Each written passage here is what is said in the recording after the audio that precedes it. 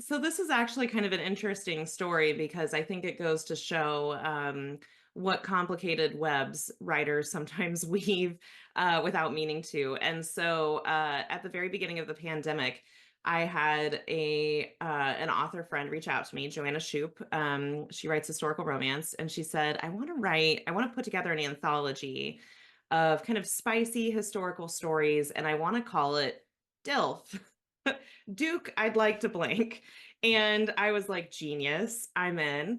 And she was like, the only requirement is that it have a Duke and that it be spicy. And so I sat down and I thought about it for about a day. And I thought, yes, I want to do this. But I had already come up with a historical romance idea like the year prior. And I don't know if anyone has read historical romance, but generally in historical romance, you have the Duke of Upper Breachington, and then, his brother is the Earl of, Upper Strongjaw. And so like you have to sort of create these like family names. And then they have like a manor house name, and then there's probably like a different like Duke name than their family name or whatever. And none of these can be like real living peers. That's kind of the one thing you want to avoid is actually having like a Duke of Cambridge or whatever in your book. And so it took me a little while. And because I'm a little bit of a like research nerd, I was like, well, clearly, if I have these characters be from, I don't know, Devon, then they can't have any like Viking loan words in their place name. Like all of these names must be like linguistically organic to Devonshire.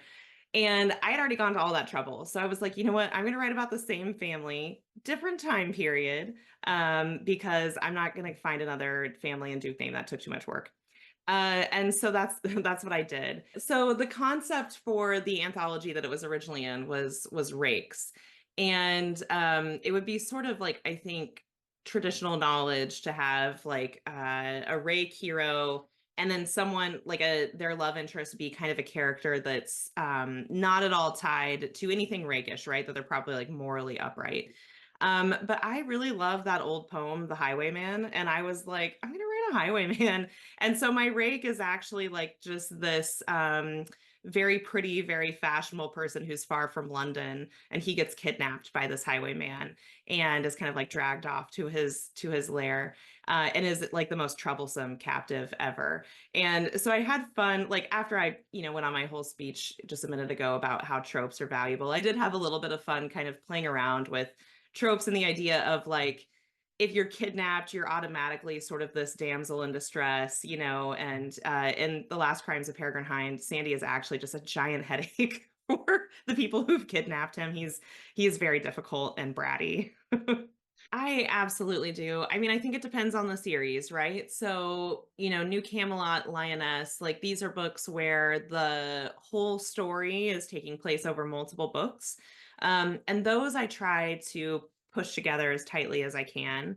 But for something like the pre-series where the books are what we call in romance interconnected standalones, this is also going to be familiar to probably thriller and mystery writers a little bit in the sense is kind of like the Tana French model, where each book is its own story.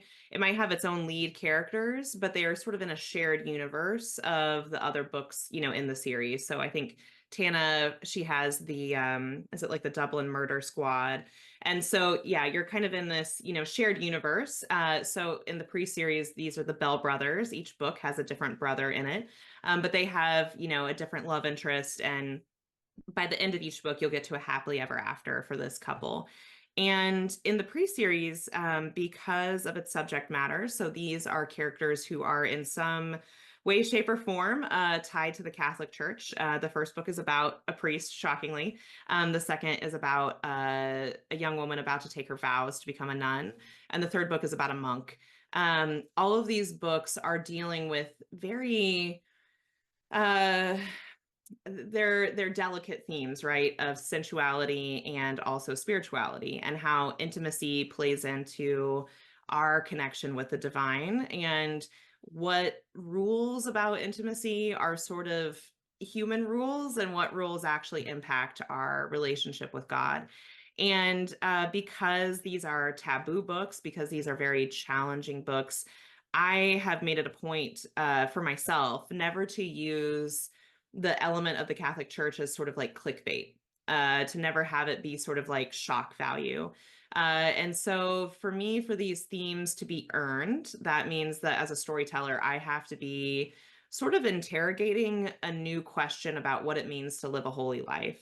And so I don't start like writing another priest book until something in myself has shifted to the point where I'm asking myself new questions about what it means to be holy, what it means to be connected with the divine, and what that means for living physically in a body. And so that's kind of it's been about a 3-year gap for each, but it's a little bit longer with this last one. And that's why is because I generally don't even start like opening up a new document and writing down, ideas until I recognize that something in me is different enough that I'm ready to go back to that place.